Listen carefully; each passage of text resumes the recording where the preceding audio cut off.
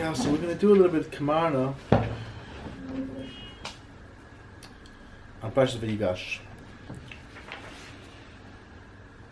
The Komarna explains that Yosef Tzadok sent to his father, right, donkeys, different type of basonis, whatever it was, all the different things from the good of Mitzrayim.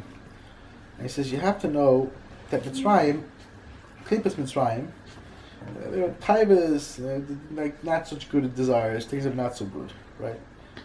So the Rechush HaGadol that he sent to him, he wants to take out of there. They have these, when after in Chava they ate from the avodas, so these sparks fell, things fell, and you have to pick them up. These sparks need to be redeemed in order so that the Beis can be rebuilt, and we can have what we're supposed to have. Misak can fix everything that was broken. So he sent to his father that will come to Mitzrayim and will basically vacuum up, like let's grab up every bit of good in Mitzrayim, all this spiritual good that's there. Even though they're filled with negativity, there's good. He said that's why to Mitzrayim, the sages say it means wine, which is good for older people and not so good for younger people. Oh, it's Mamash, we were talking about this. So he said because wine has a tremendous potential for destroying. Like a person can do like the stupidest things. And people, I don't know what percentage of people in the jails were under the influence, but there's a lot of people. And like they would never have done that. It takes a lot of aggression to really be to enact it, to do a crime, perpetrate a crime. It takes a lot of aggression. Most people, you don't want to jump the wall. Like people do stupid things. So you want to avoid such things. Usually people don't have such trouble. Drinking gets rid of inhibitions, and then a person can do like really stupid things. And they can sit in jail for it, or whatever can happen. So it's like wine has like potential to make things to happen. Right? We say to the sota, we say a lot of things wine does. Wine is like it's wine to pour. Wine, a person can fall from the wine. It can make trouble. So again, listen. I'll be honest. Right? There are two schools of thought on what to do about wine and avodah. Here, we'll talk about wine and avodah very quickly because this is where we're on. Right? So the Bnei Machshav Torah brings from the Elimelech. The Elimelech said a person should drink at least a little bit, to feel like uplift himself. It's a way of uplifting your moichin, but also the way you do something like talking a little bit, so but not so much. I heard that the Rebbe of Chabad said you're not allowed to have more than 4. Anyone who has more than 4 cups of vodka, and I'm not sure if he means little cups. I don't know exactly. So you're not a shliach anymore. You're not a shliach. You can't have that much. Be careful to keep it like a limit.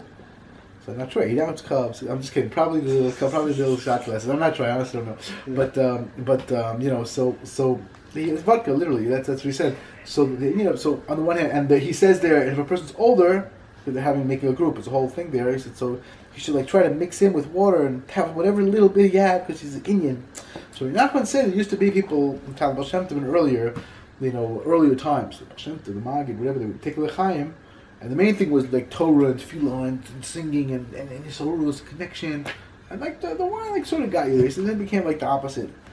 The people where the wine became the ikar, so it's like it becomes complicated. It's like not so pashut, not so much a thing. So so you have to know. So Nachman was he's very wary. He's like, if you look back, what happened? A lot of the tzaras, the fires will happen because of wine. They said you have all in the world, other Rishon, it's like it says it was a geffen, and then drinking, and then there were different time after time you look into Loit, he makes different points, and he's like, this wine is not so good. You have to be very, very careful with wine. Like the Gemara says, Ti Roish, right? If you're Zochet Ti Roish, high place, your head, it's good. And if not Ti Rosh, person destitute, he's missing, he doesn't have anything. Fine. So that's the need of wine. So you have to be very careful. There's a story with, I forgot who it was. He was in a place. He was staying somewhere in a town with simple people, and he used to say he's taking a chatzos. The guy comes in. He sees the guy. He's crying. What's the matter? Don't worry. It's the English is destroyed. So we cry. We say these tikkun. We say whatever different things, whatever it is, different mizmarim and bismarim, different other special tefillos we say for different places, for great people, and he says that. He said, now I need to make a l'chaim. I need to have a little bit of something. He said, why not? Because we're so to remember this music is strongly be built. I make a l'chaim, I do some dancing. So this guy was a very simple killer, but they're like, he was one of the guys who was in charge. They're like, this sounds like a great meeting. So they would get up and they would do the chatzos. So at first the chatzos took, 20 minutes, and then the l'chaim about half a minute, but then it became like another l'chaim. And kitzer, it started to be the opposite. They said quickly the tilim, and then they went to, so this is like, you have to be very careful with the wine and avodah. Very often a person is not misusing it. It's very, very easy to be misused. It's dangerous stuff. The truth is, Machberes Kodesh from the Ari. The Ari brings that really wine is so dangerous you shouldn't touch it at all. He's like, but Kiddush and stuff, like, it's very hard to access the aura without wine, so you have to. He's like, except Purim, but he said in general, it's Machberes Kodesh. So it's like, it's not from today. It's like watch it with this wine stuff. Drinking, a person drinking, and like, it's very insidious. You have to be very, very careful. Okay, so that's the first thing. So basically, Yosef was saying, wine is something which you can pick up, you can use, but it's dangerous. So it's the same thing. We'll be able to use all these types of things. The good that's there, we'll pick it up. We'll remove it from Mitzrayim.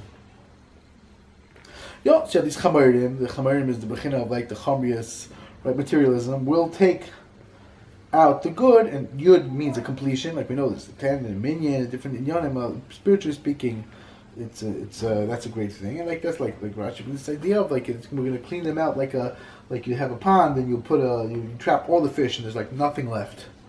This big pond or like you got rid of them all, you dealt with it all. So it's like saying you take all the good yitzotzus, all the positive things you remove. So that's the purpose of what that's about. So this is everything with a person. Our job is to pick up these sparks. We have to know it's like a double-edged sword, but we have to understand that every good thing that we do is eternal. Stupid things is dirt that you have to get rid of. So you have to work on getting rid of it. We have to do tshuva. We have to do good things. But good things you do is forever. It's not tzachim. Even when I mean, like they bring many of the big Sforim. Shechinah brings up Kelm brings many. It's like one Baruch Shemo. It's all worthwhile. Everything. One time he messed up Baruch Shemo. He gets own shit. He messed up. He didn't do anything good. He says his whole life. That's worth it.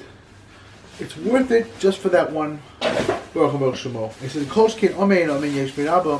Even one time, it's like a tremendous. We have no idea. The whole world is like worth one thing. So like every person that we have so much koach, we can do so much. If we only understood how powerful every single thing that we do is. Where it goes, how tremendously strong, we would rush to do everything we have to do, and that's really the Komarna. Maybe I'll quickly say the Komarna in this one. We'll move on to it because it's a little late here. So I'm going to quickly go off the Komarna as well. Right? The Komarna says, Maharu. Quickly going up to my father. I'll just point out quickly. Alter Kelm says, Alu says go up to Eretz Yisrael. From Mitzrayim to Eretz Yisrael, up.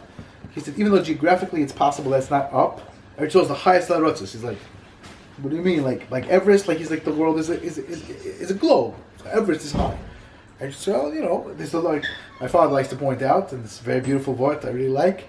He said, Eretz Yisrael, this is not the highest place in the world in Eretz Yisrael, there's only the lowest.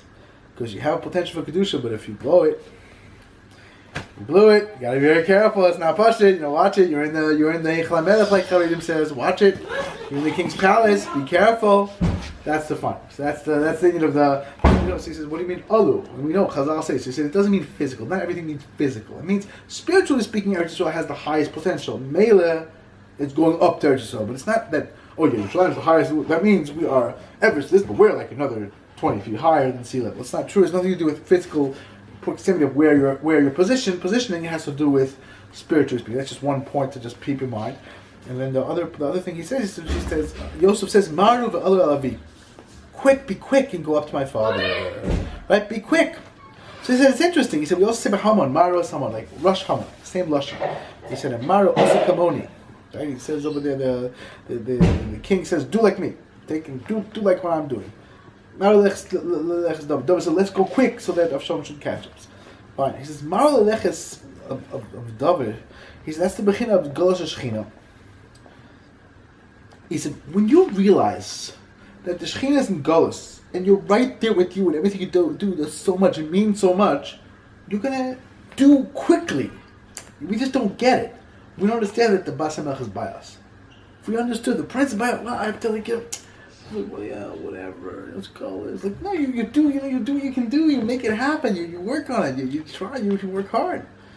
So that's this a bechina of be quick. So till if shalom shouldn't carry, we have to be quick to make things be the way they're supposed to be. They shouldn't get messed up. If you're not quick, the Yetzer will it's a problem. You have to be quick. He said, if you're fast, you're quick. Generally speaking, you're not going to fall. At least your thoughts will be good. You work because you're used to zrizos. We have to learn how to get to this place of zrizos of alacrity. Not a simple thing. Get to this place of alacrity. So that's how you deal with the Ra. So that's how you deal with the Yitzhar. Learn how to be quick.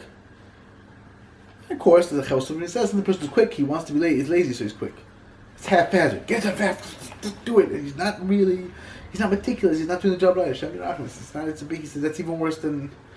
It's even harder. Better to be a little slower. Like what? You make it happen. So it's not so simple.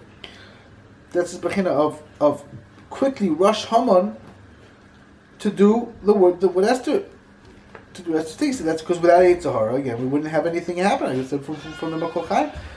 To know that the Zohar says no chemes l'shmaitza, no learning with the Geshmak, no down with the Geshmak, no good things. So these drizos, Mehiras comes from the Yitzhar. So a person has to be zochah to turn into somebody who's in a good place to do the word to Esther.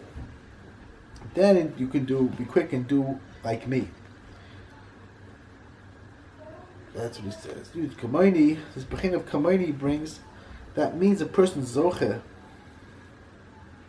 So the Galanti says, a person's zochah changes the bad to good and completely nullifies the ra and it brings the ulish. That's what he says. So that's the basic principle is, remember, the Shechinah is with you, so be quick. You're in a fight, it makes a difference. Everything you do, when you lose, you need to do tshuva, but the main thing, like Russ says, din v'cheshon, he says the cheshon's harder. Din is like, what did you do wrong? But the cheshon, you could have been doing good things. The chaparan, like the famous story of the Rebbe, right? At the end of his life, he's crying. Why are you crying? He said, well, it's a few pennies, and here, every instant we said, we have to get to this place of understanding that, yes, this connects us to Hashem. It's a very big thing. It's not a little thing. It's a huge thing. It's such a difference. It's such a difference. The time in Tosabaya says a person's on the way to. He went to some country to get this. Gemstones are very cheap. So all the stones are gems. Nobody cares. So he went to this place. He's trying to collect gems, but then he forgets he left home. And he starts there at the chiv's onions. Onions is like seasoned things. It's rare. She brings home a boatload of onions. Like this is useless. Whatever. It's pretty useless because it's all rotted. I think it's useless. He says, don't you have any gems? Like, well, he found a pocket, it fell in, and it cuffs to his pants. Oh, another two. Oh, it's millions and billions. Unbelievable. It's like you could hop around. We have to work on this Bechina the Mara. Realize the Gosh with us, and we have it within us to do exactly what we need to do, to make things happen the most amazing way. All we have to do is be kazik and not let the Yitzhara hold us back, but use it to bring us closer to Hashem. Amen. Okay. So that's